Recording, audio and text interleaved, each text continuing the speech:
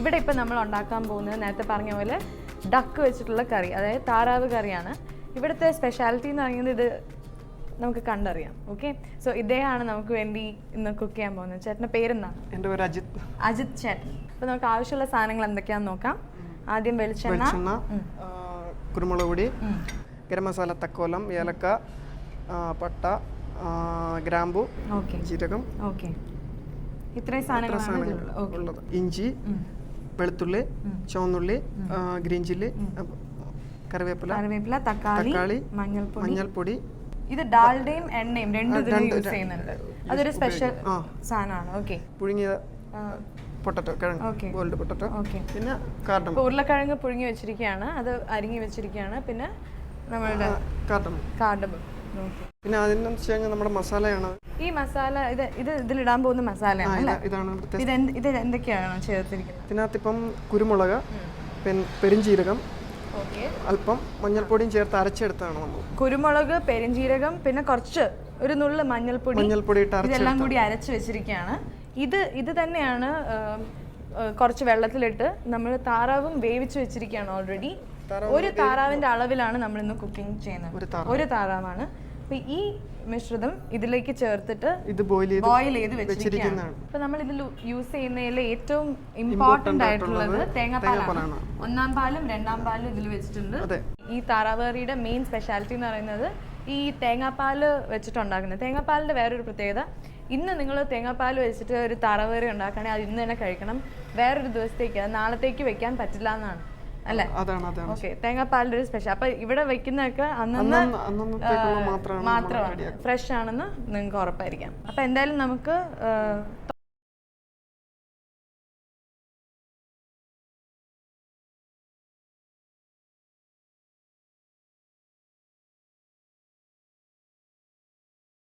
എന്താ അങ്ങനെ രണ്ടും മിക്സ് ചെയ്യുന്നത്? അതാണ് ഇതിന്റെ ഒരു കറിയുടെ ഒരു പ്രത്യേകത. അതാണ് നമ്മുടെ ഇപ്പൊ എല്ലാ കറിയാണെങ്കിലും ഒന്നെങ്കിൽ വെളിച്ചെണ്ണ മാത്രമായിരിക്കും, അല്ലെങ്കിൽ ഓയിലോ ഏതെങ്കിലും ഒന്നായിരിക്കും. ഇതിന്റെ ഒരു ടേസ്റ്റിന്റെ ഒരു ഓക്കെ. അപ്പൊ ഒരു ടേസ്റ്റിന്റെ ഒരു പ്രത്യേകത വരാൻ വേണ്ടിയാണ് ഡാൽഡ പിന്നെ വെളിച്ചെണ്ണ. ഇപ്പൊ ഇന്ന് നമ്മൾ ഒരു ഡക്കിന്റെ അളവാണ്, ഞാൻ പറഞ്ഞല്ലോ, ഒരു ഡക്ക് ഒരു താറാവിന് വേണ്ടിയുള്ള ഒരു അളവാണ് നമ്മൾ ഇതിന് പറയുന്നത്. അപ്പൊ ഇത് ഡാൽഡ എത്രയോ എത്ര സ്പൂണാണ്? ഇത് ചൂടായി തോന്നുന്നു, അല്ലേ?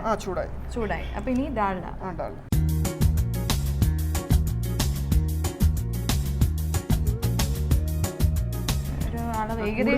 വെളിച്ചെണ്ണയെക്കാളും കൂടുതൽ ഒഴിക്കുന്നത് ഇപ്പൊ ഡാൽഡയാണ്. ഒരു ടേബിൾ സ്പൂൺ വീഴുന്ന രീതിയിൽ, 2-3 ടേബിൾ സ്പൂൺ വീഴുന്ന രീതിയിൽ. 3 ടേബിൾ സ്പൂൺ ഡാൽഡയ്ക്ക് 2 ടേബിൾ സ്പൂൺ കോക്കനട്ട് ഓയിൽ, അതായത് വെളിച്ചെണ്ണയുടെ അളവിലാണ്. അതായത് വെളിച്ചെണ്ണയിലും കൂടുതൽ ഇവിടെ നമ്മൾ ഡാൽഡയാണ് യൂസ് ചെയ്തിരിക്കുന്നത്. അപ്പം ഈ ഡക്കിന്റെ സ്പെഷ്യൽ ആളാണോ ഇവിടുത്തെ മെയിൻ ആളാണോ? 4 പേരുണ്ട്, 4 പേരും ചെയ്യും. ഓക്കെ, ശരി. ഇനി എന്താണ് നമ്മളിനി സ്പൈസസ്, ഗരം മസാലയാണ്.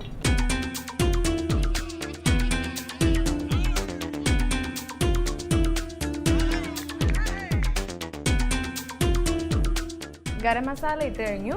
ഇനി ഇഞ്ചി, വെളുത്തുള്ളി, ഓക്കെ, ചുവന്നുള്ളി. ഓക്കെ, ഇഞ്ചി, വെളുത്തുള്ളി. ഇഞ്ചി എത്രയാണ്? ഇഞ്ചി ഒരു 2 ടേബിൾ, ഒരു 2 ടേബിൾ സ്പൂൺ ഇഞ്ചി. ഓക്കെ, ഇനി വെളുത്തുള്ളി എത്രയാ? സെയിം അളവാണോ? അപ്പോൾ അതേ അളവിൽ വെളുത്തുള്ളി ഇടുകയാണ്. ഇതെല്ലാം ഒന്ന് നീളത്തിൽ അരിഞ്ഞിട്ടേ ഉള്ളൂ, അരച്ചിട്ടില്ല. ഓക്കെ, ചുവന്നുള്ളിയും ചെറുതായിട്ട് അരിഞ്ഞത്, നീളത്തിൽ അരിഞ്ഞത്. 2 ടേബിൾ സ്പൂൺ. ഇനി പച്ചമുളകാണ് കൂടുതൽ നമ്മൾ ഇതിൽ ആഡ് ചെയ്യേണ്ടത്. ഓക്കെ, പക്ഷേ വേറെ എരിവിന് വേറെ മുളക് പൊടിയൊന്നും നമ്മൾ യൂസ് ചെയ്യുന്നില്ല. പച്ചമുളക് നന്നായിട്ട് ഇട്ടിട്ടുണ്ട്. എരിവ് ഇഷ്ടമുള്ളവർക്ക്, എരിവ് ഇഷ്ടമില്ലാത്തവർക്ക് കുറച്ച് കൂടുതലായിട്ട് ഇടാം. ഓക്കെ, ഇപ്പോൾ ഗരം മസാലയുടെയൊക്കെ മണം വന്ന് തുടങ്ങി. ഇത് ബ്രൗൺ കളർ ആവുന്ന വരെ വഴറ്റണം, അല്ലേ? ഇതൊന്ന് ബ്രൗൺ ആയി കഴിയുമ്പോഴത്തേനും നമ്മൾ അരിഞ്ഞു വെച്ചിരിക്കുന്ന സവാള ഇതിനകത്തോട്ട് ആഡ് ചെയ്യണം. ഓക്കെ,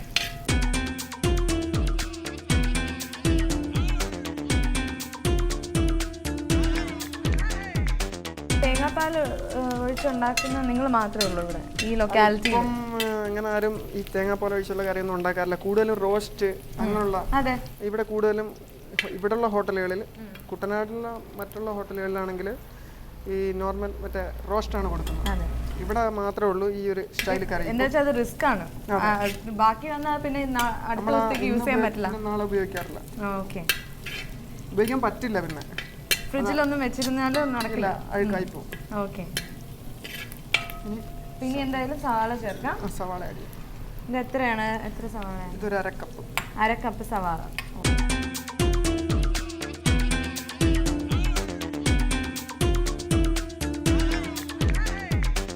ഇവിടെ എന്നാണ് ഏറ്റവും കൂടുതൽ തിരക്കുള്ളത്?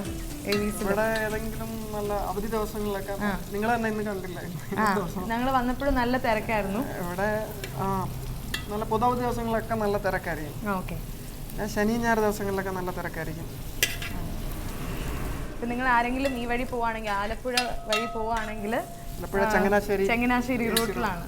അപ്പോൾ ഈ സ്ഥലത്തിൽ നിങ്ങളുടെ റോഡ് സൈഡിൽ തന്നെ നിങ്ങൾക്ക് കാണാൻ പറ്റും. ഒരു സൈഡിൽ കായലും ഒരു സൈഡിൽ നമ്മളുടെ ഏവീസ് ഫുഡ് ഹൗസും ഉണ്ടായിരിക്കും. അപ്പോൾ നിങ്ങൾ തീർച്ചയായിട്ടും നിർത്തി ഇവിടുത്തെ അജിത് ചേട്ടൻ്റെ സ്പെഷ്യൽ ഡക്ക് കറി തന്നെ വാങ്ങിച്ച് കഴിക്കുക. പറ്റുമെങ്കിൽ കുറച്ച് പുട്ടുപൊടിയും ഇവിടെ നേരത്തെ കാണിച്ചല്ലോ കുറേ പൊടികളും എല്ലാം ഉണ്ട്, എല്ലാം വാങ്ങിച്ചുകൊണ്ട് പോവുക, വീട്ടിൽ പോയി ഉണ്ടാക്കുക. എന്തായാലും ഇത് ആവാൻ കുറച്ച് സമയം എടുക്കുന്നുണ്ട്.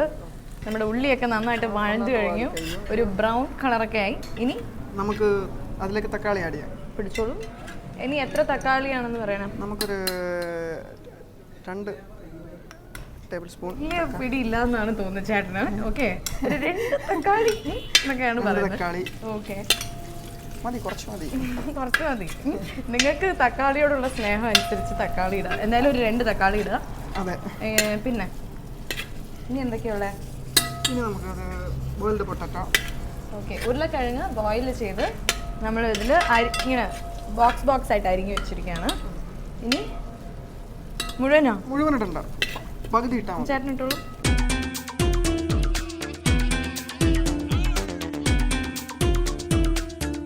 ഇതൊരു 2 ഉരുളക്കിഴങ്ങുണ്ട്.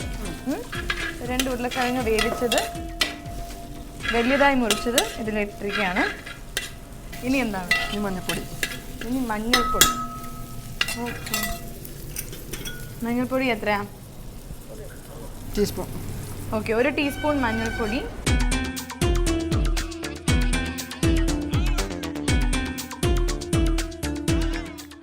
ഇനിയാണ് മെയിൻ ആയിട്ടില്ല, മെയിൻ നമ്മുടെ തേങ്ങാപ്പാലാണ്. എന്തായാലും നമ്മൾ അരച്ചു വെച്ചിരിക്കുന്ന മസാല. ഓർമ്മയുണ്ടല്ലോ ഇതിൽ എന്തൊക്കെ ഇട്ടിരുന്നെന്ന്? പെരിഞ്ചീരകം, കുരുമുളക്, നമ്മുടെ മഞ്ഞൾപ്പൊടി അരച്ചെടുത്താണ്. ഓക്കെ, ഇതെല്ലാം കൂടി അരച്ചെടുത്താണ്.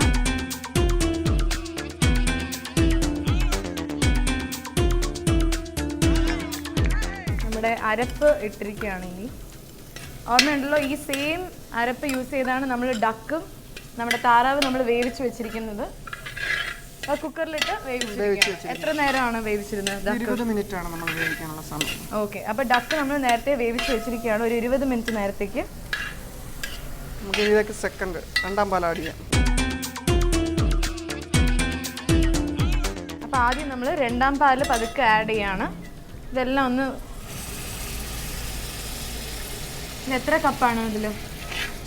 ഇത് 2 കപ്പ് 2-ാം പാലാണ്. 2 കപ്പ് 2-ാം പാലാണ് നമ്മൾ യൂസ് ചെയ്തിരിക്കുന്നത്.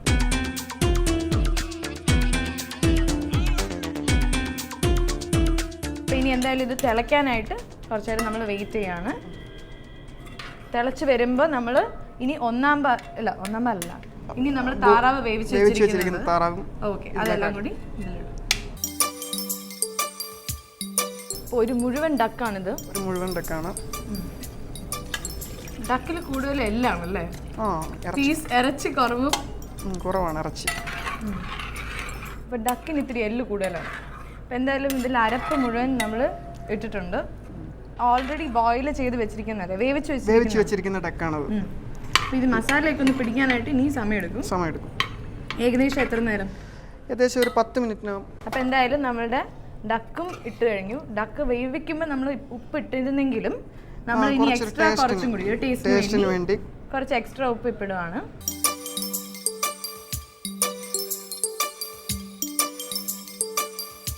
വേവിച്ചപ്പോൾ നമ്മൾ പെരിഞ്ചീരകം, കുരുമുളക്, പിന്നെ ഉപ്പ്, മഞ്ഞൾപ്പൊടി നേരത്തെ കാണിച്ച മസാലയും ഉപ്പും വെച്ചിട്ടാണ് വേവിച്ചിരിക്കുന്നത്. ഓക്കെ. എത്ര ഗ്ലാസ് വെള്ളത്തിലായിരുന്നു? നമ്മൾ ഒരു 2 ഗ്ലാസ് വെള്ളത്തിൽ വെച്ചാൽ മതി, ഒരു ഡക്ക്. ഓക്കെ, ഒരു ഡക്കിന് 2 ഗ്ലാസ് വെള്ളത്തിൽ വേവിച്ചിട്ട്.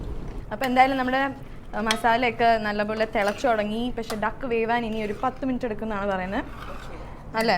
അപ്പോൾ എന്തായാലും ഇനി നമുക്ക് അധികം പണിയില്ല ഇതിൽ. ഇത് നല്ലപോലെ 10 മിനിറ്റ് തിളച്ചതിന് ശേഷം ഇതിൽ തേങ്ങാപ്പാൽ ഒഴിക്കണം, അതായത് നമ്മുടെ 1-ാം പാൽ ഒഴിക്കണം. അതോടെ കഴിഞ്ഞു, ഡൺ. ഓക്കെ. എന്തായാലും ഇനി അടുത്തത് നമുക്കിത് വെറുതെ തിന്നാൻ പറ്റില്ലല്ലോ. നമ്മളുടെ ഡക്ക് കറിയുടെ കൂടെ, അതായത് താറാവ് കറിയുടെ കൂടെ കഴിക്കാനുള്ള നല്ല പുട്ടാണ്. അപ്പം പുട്ടിനുള്ള സാധനങ്ങളൊക്കെ എടുത്ത് വെച്ചിട്ടുണ്ട്. ഒരു സ്പെഷ്യൽ കുക്കർ അതിൻ്റെ മുകളിൽ കണ്ടില്ലേ. അപ്പോൾ ഇത് ചിരട്ടപ്പുട്ടാണ് ഇപ്രാവശ്യം ഉണ്ടാക്കുന്നത്. ചിരട്ട ഇല്ലെങ്കിലും ആർട്ടിഫിഷ്യൽ സ്റ്റീൽ ചിരട്ടയാണ് നമുക്ക് ഇന്ന് ഉണ്ടാക്കുന്നത്. അപ്പോൾ ആദ്യം അടുപ്പ് കത്തിക്കുക, ഇതിൻ്റെ അകത്ത് വെള്ളം ഒഴിച്ചിട്ടുണ്ട്. ഇതിൽ നിന്ന് വരുന്ന ആവിയിലാണ് ഈ ചിരട്ട നമ്മൾ ഉണ്ടാക്കുന്നത്. ചിരട്ടയല്ല പുട്ടുണ്ടാക്കുന്നത്. ഓക്കെ. അപ്പം ഇത് ഇവിടുത്തെ പുട്ടാണ്, പുട്ടുപൊടിയാണ്. അതായത് ഏവീസ് പുട്ടുപൊടിയാണിത്. ഇതിപ്പം നമ്മുടെ പഞ്ചാബിലൊക്കെ വരുന്ന അയ്യാറെട്ട് എന്ന് പറയുന്ന പച്ചരി എടുത്ത് നമ്മുടെ കമ്പനി തന്നെ ശരിയാക്കുന്ന ഫസ്റ്റ് ക്വാളിറ്റിയാണ്. പച്ചരികളുടെ കൂട്ടത്തിലെ ഏറ്റവും നല്ല ക്വാളിറ്റി പച്ചരിയാണിത്. അപ്പം അതെടുത്ത് നമ്മുടെ കമ്പനി റെഡിയാക്കി അവർ അയക്കുന്ന പൊടിയാണിത്. വെള്ളപ്പുട്ട്. ഇതിപ്പോൾ നമ്മുടെ ഇത് ചുവപ്പ് പുട്ടെന്ന് വെച്ചാൽ ഇതിപ്പം പുഞ്ചയാണ്. ഇത് കുട്ടനാടൻ പുഞ്ച. അതിപ്പോൾ ഈ നമ്മുടെ കുട്ടനാട് ഭാഗത്ത് മാത്രം കാണുന്ന ഒരു ഇവിടുത്തെ റൈസാണത്. ചെമ്പാപ്പുട്ടാണ്. അപ്പോൾ എന്തായാലും നമ്മൾ ഇനി പുട്ടുണ്ടാക്കാൻ പോകണം. ഈ പുട്ടുപൊടിയിൽ ഓൾറെഡി ഇവർ വെള്ളവും ഉപ്പും മിക്സ് ചെയ്ത് വെച്ച്. പിന്നെ ചില സമയത്ത് നമ്മൾ പുട്ടുണ്ടാക്കുമ്പോൾ ഈ കട്ട ഇടയിൽ ഇങ്ങനെ വീടുകളിലൊക്കെ ഉണ്ടാക്കുമ്പോഴാണെങ്കിൽ കട്ട പിടിച്ചിരിക്കുന്നതായിട്ട് നമുക്ക്. അതെ. നിങ്ങളുടെ സീക്രട്ട് ഒന്ന് പറഞ്ഞുതരോ? അതെന്ന് വെച്ച് കഴിഞ്ഞാൽ ഒന്നുമില്ല. അതിപ്പം നമ്മൾ നനച്ച് വെച്ചതിന് ശേഷം നമ്മളൊന്ന് മിക്സിയിൽ ഒന്ന് ജസ്റ്റ് ഒന്ന് അടിച്ചാൽ മതി. ഒരടി അടിച്ചെടുത്താൽ മതി. അത്രയും സിമ്പിൾ ആണ്. കട്ട വരില്ല. ഒരു നല്ല ടിപ്പാണ് തന്നിരിക്കുന്നത്. എന്തായാലും ഇനി നമുക്ക് അടുപ്പിൽ ചൂടായിട്ടുണ്ട്, നമുക്ക് റെഡിയാക്കാം പുട്ട് റെഡി.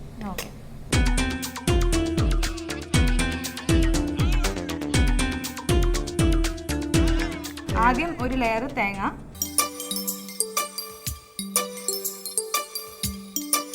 ഇപ്പോൾ ഒരു ലെയർ തേങ്ങ ഇട്ട് കഴിഞ്ഞു. പിന്നെ അതിൻ്റെ മേളിൽ പുട്ടുപൊടി ഇട്ടു അടച്ചു വയ്ക്കുവാണ്. ചെമ്പാപ്പുട്ടും 2 വെള്ളപ്പുട്ടും 2 നമ്മൾ ഉണ്ടാക്കുന്നുണ്ട്. അപ്പോഴേ എല്ലാ സീക്രട്ടും പറഞ്ഞെന്ന് ഉറപ്പാണോ? പറഞ്ഞല്ലോ. ഇതിൽ വെള്ളവും ഉപ്പും മാത്രമേ ഉള്ളൂ, ഉറപ്പാണോ? ഇവരെ ഹോട്ടലിലൊക്കെ എന്തെങ്കിലും എക്സ്ട്രാ അവർ ചേർക്കും, എനിക്ക് ഉറപ്പാണ്. വിട്ടുപോയോന്ന് ഓർത്ത് നോക്കി. ഒരൈറ്റം കൂടെ ചേർത്തിട്ടുണ്ട്. ഒരൈറ്റം കൂടി ഉണ്ടെന്ന്. അതെ, നമ്മളിപ്പം മിക്സ് ചെയ്യാൻ നേരത്ത് നമ്മളിപ്പോൾ ചിരവിയ തേങ്ങ മിക്സ് ചെയ്ത് കുഴയ്ക്കാൻ നേരത്ത് ഈ പൊടിയിൽ തേങ്ങ മിക്സ് ചെയ്യും. ഓക്കെ. ഇത്രയും വലിയൊരു കാര്യം ഇദ്ദേഹം നമ്മുടെ അടുത്ത് നിന്ന് മറച്ചു വെച്ചു. എന്തായാലും നമുക്ക് ആ സീക്രട്ടും കിട്ടി. ഇനിയിപ്പം ഉണ്ടാക്കുമ്പോൾ ഇനി കുറച്ച് തേങ്ങയും ഇതിലിട്ട് മിക്സ് ചെയ്യണം. ഓക്കെ.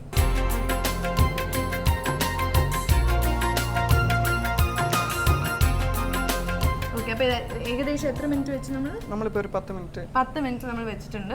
അപ്പോൾ ഏകദേശം ആയി നമുക്ക് ഇപ്പോൾ പ്ലേറ്റിലേക്ക് മാറ്റാം. അപ്പം നമ്മുടെ ചിരട്ടപ്പുട്ട് റെഡിയായി. ഇനി നമുക്ക് ഇതിൻ്റെ കൂടെ കഴിക്കാനുള്ള നമ്മൾ നേരത്തെ ഉണ്ടാക്കി വെച്ചിരുന്ന താറാവ് കറിയിൽ ലാസ്റ്റ് ഒരു ഫൈനൽ ടച്ചും കൂടി ഉണ്ട്. അതായത് നമ്മൾ 1-ാം പാൽ ഇനി അതിൽ ചേർക്കാനുണ്ട്. അതും കൂടി ചേർത്ത് കഴിഞ്ഞാൽ നമുക്ക് ടേസ്റ്റിങ്ങിലേക്ക് കിടക്കാം. എന്തായാലും ഇനി അതിലേക്ക് കിടക്കാം. ഓക്കെ. അപ്പോൾ നമ്മൾ ചിരട്ടപ്പുട്ട് ഉണ്ടാക്കി. ഇനി നമുക്ക് നമ്മളുടെ നേരത്തെ നമ്മൾ ഈ സമയത്ത് നമ്മൾ ഒരു 10 മിനിറ്റ്സ് ഇതെന്തായാലും നന്നായിട്ട് വെന്ത് കാണുമെന്ന് വിചാരിക്കുന്നു. നോക്കട്ടെ പീസൊക്കെ.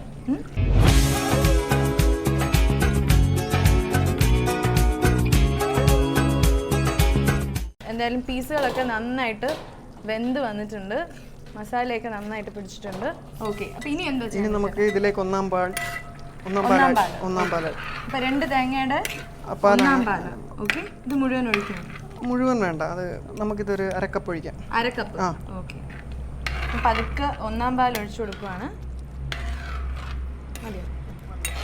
ഓക്കെ. അപ്പോൾ ഇനിയിപ്പം നമ്മൾ കുറേ പച്ചമുളക് കിട്ടല്ലോ. ഇനി ഇതിൻ്റെ കാരണം ഇനി ആ എരിവൊന്ന് കുറഞ്ഞു കിട്ടും. നമ്മൾ ഈ 1-ാം പാൽ ഒഴിച്ചതിന് ശേഷം തിളപ്പിക്കരുത്. തിളപ്പിച്ച് കഴിഞ്ഞാൽ അടുപ്പ് ഓഫ് ചെയ്യണം.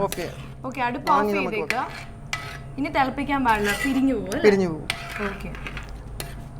അപ്പോൾ എന്തായാലും ഒരു നല്ലൊരു സ്റ്റൈൽ കറിയുടെ കളറൊക്കെ വന്നിട്ടുണ്ട്. ഓക്കെ. ഇനി എന്താ ഉള്ളത്?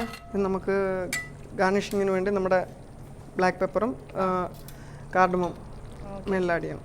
അപ്പോൾ എന്തായാലും നമ്മൾ 1 ബൗൾ ഒഴിച്ചു കഴിഞ്ഞു. ഇനി കുരുമുളക് പൊടിയും ഏലക്ക പൊടിച്ചത്, അതായത് തോടോടെ പൊടിച്ചിരിക്കുകയാണ്, നൈസായിട്ടല്ല പൊടിച്ചിരിക്കുന്നത്, തോടോടെ പൊടിച്ചിരിക്കുകയാണ്. എന്തായാലും അതും കുറച്ച് മേളിലിടുകയാണ്. ഇത് ഗാർണിഷ് ചെയ്യാനല്ലേ? അപ്പോൾ ഇതൊക്കെയാണ് ഇതിൻ്റെ മെയിൻ ടേസ്റ്റ് മേക്കേഴ്സ്. ഓക്കെ, അത് കഴിഞ്ഞ് നമ്മുടെ കറിവേപ്പില.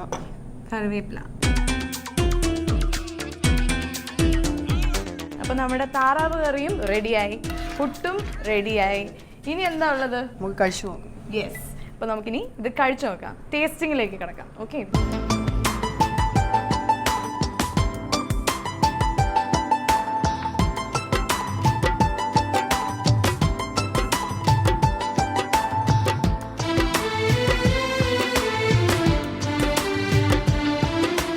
ആക്രാന്തത്തോടെ നമുക്കിതിനെ അറ്റാക്ക് ചെയ്യാം. ഓക്കെ, അപ്പം നമ്മളിനി ആദ്യം ഞാൻ അത് ഗ്രേവി ഒന്ന് ടേസ്റ്റ് ചെയ്യട്ടെ.